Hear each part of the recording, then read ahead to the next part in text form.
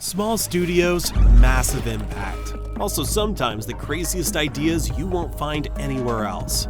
Today we're looking at the greatest indie titles you can possibly play. Let's dive into some of them right now. First up, we've got one of those games that caught everyone off guard. You hear a cyberpunk game where you play as a cat and think, how can that even work? Then you actually play it and it's straight up one of the best indie games in years.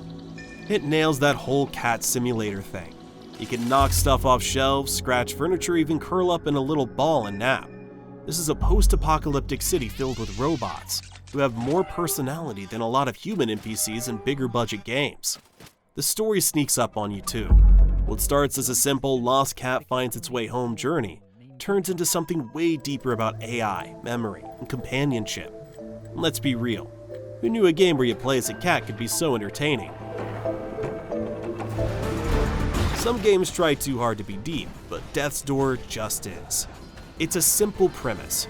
You're a little crow working as a Grim Reaper, collecting souls in a world where death has stopped working properly. But behind that is a game with razor-sharp combat, surprisingly emotional storytelling, and a world that keeps pulling you in. The combat feels like a mix of Zelda and Dark Souls, tight, responsive, and all about timing. You've got melee, ranged attacks, and dodges, and every fight demands precision. What sells this one for me is the world. Every area feels handcrafted, full of secrets, environmental storytelling, and NPCs with just the right mix of weird and charming. The music absolutely carries the game's atmosphere, shifting from haunting piano to grand orchestral swells at just the right moments. No filler, no wasted space, just a beautifully designed action adventure that hits way harder than you'd expect. Little Nightmares is the kind of game that doesn't need blood or cheap jump scares to make you uncomfortable. It just sinks its claws into your brain and stays there. You play as Six, a tiny kid in a raincoat trapped in a nightmare world called the Maw. Everything here is oversized, grotesque, and wrong, like a children's book reimagined by someone who hasn't slept in days. There's no combat, just pure survival. You're sneaking past monsters that shouldn't exist, like the janitor with his grotesquely long arms or the bloated, mindless guests who gorge themselves without a care. The game makes you feel small in the best or worst possible way. The design in this one is absolute nightmare fuel. The way the floor creaks under Six's tiny steps, the distant wheezing of something lurking. It's enough to make your skin crawl. It's a little janky at times, platforming can be finicky, but the sheer atmosphere makes up for it. The whole thing's short, maybe 4 or 5 hours, but that just means it never drags. It pulls you in, unsettles you, and ends before it wears out its welcome.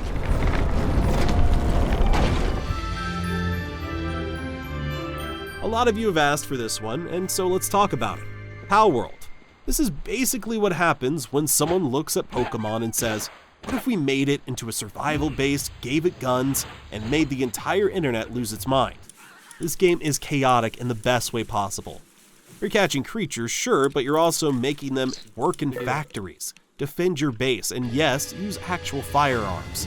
It's one of those games that thrives on sheer absurdity. Is it balanced? Not really. Does it make a lot of sense? Absolutely not, but it's hilarious. It's the kind of game where the ridiculousness is half the appeal, but sometimes that's exactly what you want.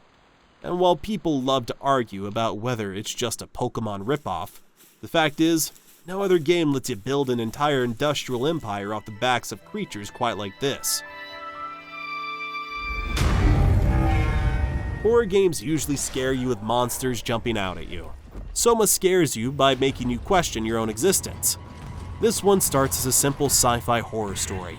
You wake up in an abandoned underwater research facility, and things are very wrong. As you explore, you realize the real horror isn't the creatures lurking in the dark. It's the existential nightmare at the core of the story. The game dives deep into AI, consciousness, and what it means to be human. This one is particularly disturbing.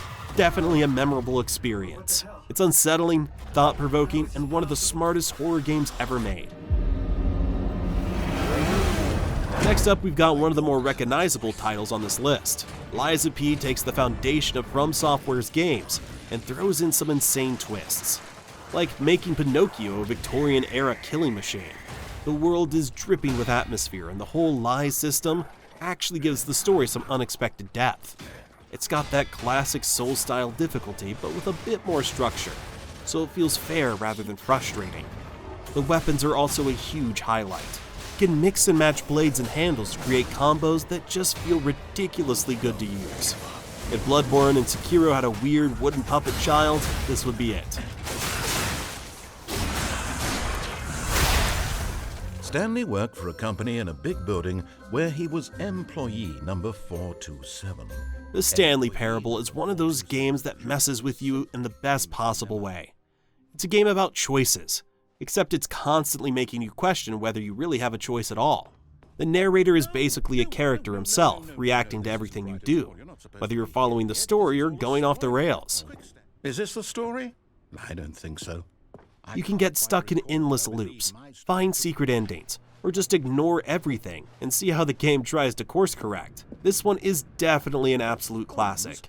It's one of the smartest games ever made about game design. The Ultra Deluxe Edition added even more content and somehow made it even better. If you haven't played this yet, do yourself a favor and dive in blind. Cult of the Lamb is the perfect mix of cute and creepy. You play as an adorable little lamb who starts a cult in the name of some dark, ancient god. It's part roguelike dungeon crawler, part town builder, and it all somehow works incredibly well. The combat is fast and fun, and building up your cult, complete with brainwashing rituals, sacrifices, and weird sermons, never stops being entertaining. It's like if Animal Crossing got possessed by an eldritch horror, and honestly, that's exactly the kind of twist the cozy sim genre needed. The game also got some great updates, making the cult management even deeper. So if you haven't played in a while, it's worth diving back in.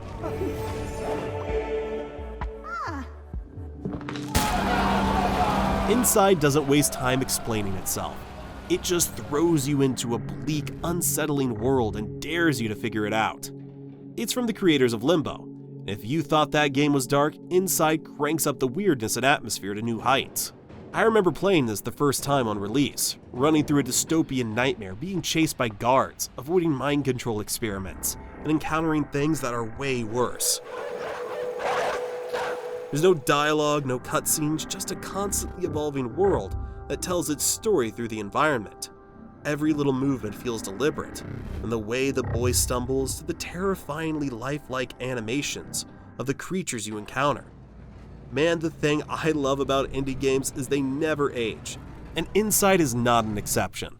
The puzzles are clever but never frustrating, blending seamlessly into the world. And then there's that ending. No spoilers, but it's one of the most unforgettable moments in gaming. Disturbing, surreal, and impossible to stop thinking about. This game is an absolute masterclass in detective storytelling.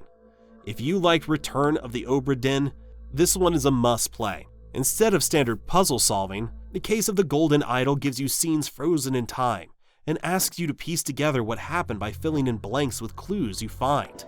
It makes you feel like an actual detective, and the way each case builds into a larger, overarching mystery is designed extremely well. The art style is weird and unsettling in a way that totally fits the tone. By the time you hit the later cases, you feel like a conspiracy theorist connecting red strings on a corkboard.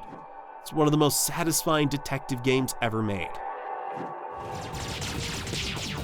A lot of games try to recapture the Sonic magic, but Freedom Planet actually gets it. Originally a Sonic fan project, the game evolved into something with its own identity. The characters Lilac, Carol, and Mila aren't just knockoffs, they bring their own unique movesets and playstyles. Lilac zips around like a high-speed ninja, Carol has wall jumping and a motorcycle, and Mila has a more floaty, exploration-heavy playstyle. The result? A game that feels like classic Sonic, but plays like something new. The story is surprisingly ambitious, with fully voiced cutscenes and actual stakes, not just stop the evil scientist. It might not be for everyone, but if you've ever wished for Sega to make a Sonic game with a little bit more meat on its bones, Freedom Planet is the best out there. There's nothing else quite like Gorogoa. It's a puzzle game, but not in the usual way. Instead of moving blocks or flipping switches, you're shifting perspective, literally rearranging beautifully drawn illustrations, create new paths, and solve puzzles. It's like playing a living, breathing picture book. We've included it on this list because there's nothing else quite like it. Every scene flows seamlessly into the next, often in ways that feel impossible until you see it happen. One moment a boy is looking at a window, and the next, that window becomes a doorway in a completely different setting. It's the kind of game that constantly surprises you. No fluff, no filler, just pure creativity. If you like puzzle games that think way outside the box, Gorogoa is something special.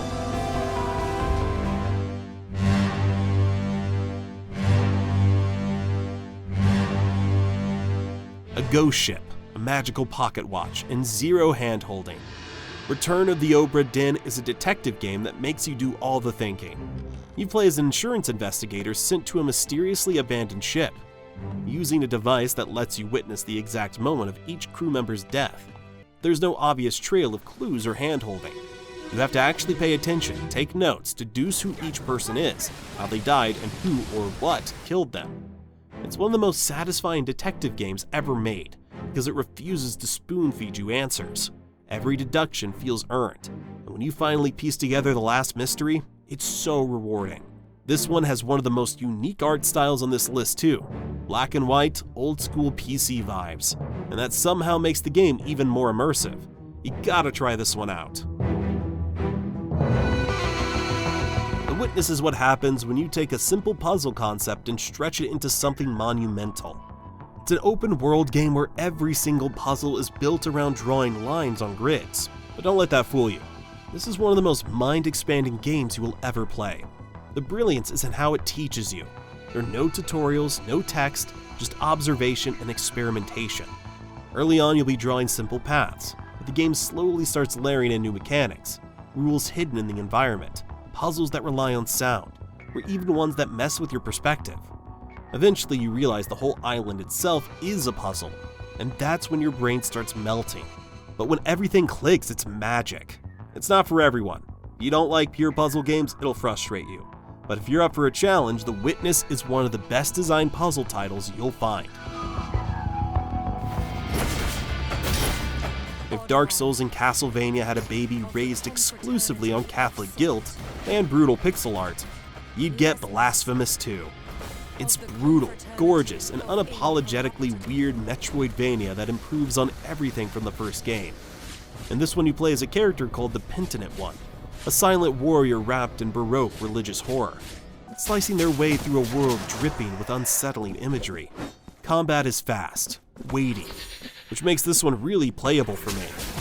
With multiple weapon types that change up how you approach fights, and unlike the first game, this is what makes backtracking fun, thanks to better traversal mechanics and tighter level design. The bosses? Giant grotesque saints, screaming monsters, eldritch nightmares, you name it. The lore is just as cryptic as before. That's part of the charm.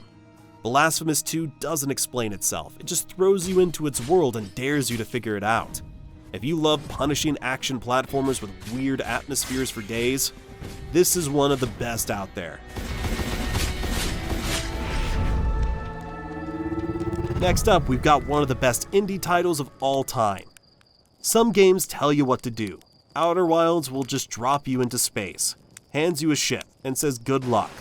There's no traditional progression, no upgrades, no skill trees, just knowledge. The only way to progress is to uncover the truth about the tiny solar system through exploration. Every 22 minutes the sun explodes and the loop resets, but you keep everything you've learned, and that's what makes it brilliant.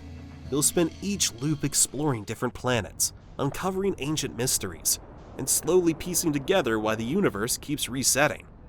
Every answer leads to more questions, and every discovery feels like a personal victory.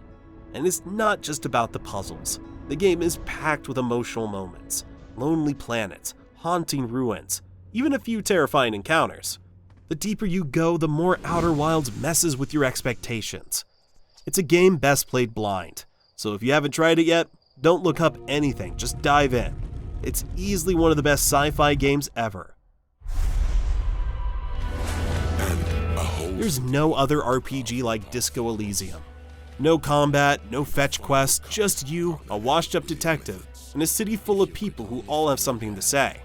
It's a game where every decision matters, not because of loot or XP, but because of how it shapes your character in the story. Imagine waking up after a spectacularly bad night, trying to solve a murder while also figuring out what the hell you even did before blacking out. And here's the twist: your own thoughts are characters. Your brain constantly argues with itself, with different aspects of your personality battling for control.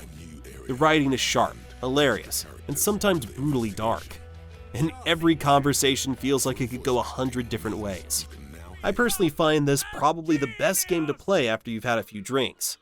Just something about the voice acting and the art style for me. Maybe I'm alone on that one, but hey, it's not for everyone either. It's slow, very text-heavy, and doesn't hold your hand. If you love RPGs that give you true freedom in role-playing, Disco Elysium is an absolute masterpiece. You ever start a game just to try it for a few minutes and then end up playing it for hours? That's Vampire Survivors. It's deceptively simple. You pick a character, you run around auto-attacking waves of enemies and survive as long as possible. But then you start leveling up, stacking upgrades, and within minutes you go from barely surviving to unleashing a screen-wide apocalypse. It's chaos, and it's incredible. The game keeps you hooked by constantly introducing new characters, weapons, and synergies. You think you've mastered it, and then a new power-up completely changes how you play. The best part? It's dirt cheap, runs on anything, and somehow never gets old. Vampire Survivors is an indie classic. Check it out. Into the Breach takes the chaos of turn-based strategy and makes it feel clean. Every move matters, every mistake is your fault, and every battle is a perfect little puzzle waiting to be solved. It's XCOM without the randomness. No missed shots, no surprises, just pure tactical planning. I love the art style on this one. It reminds me of playing Advance Wars back in the day. With this one, you're commanding a team of mechs, trying to hold back giant monsters from wrecking civilization. The hook? You always know what the enemy is going to do next. Instead of reacting, you're anticipating, pushing, blocking, or baiting enemies into attacking the wrong thing. It's a game about control, not luck, and that makes every victory feel earned. The pixel art is clean, the music is great, and with different squads, pilot abilities, and randomized maps, you never know what you're going to get. It's one of the best strategy games ever made in my opinion. If you haven't played it yet, you need to fix that. Lastly, we have a game which has a ton of loyal fans. Life is Strange is equal parts time travel mystery and emotional roller coaster. What starts as a coming-of-age story quickly spirals into something way bigger. You'll navigate high school drama, unravel deep mystery, and make choices that actually matter. The time rewind mechanic makes decision-making unique. Messed up a conversation? Rewind and try again. But no matter how much you mess with time, consequences still come back to you.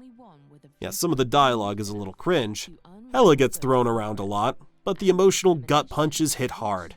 If you love narrative-driven games with deep choices, Life is Strange is unforgettable. She had a heart attack or a car accident. And that's our list of indie games, folks. Let us know down in the comments below if we missed anything. Thanks for watching, and we'll see you in the next one.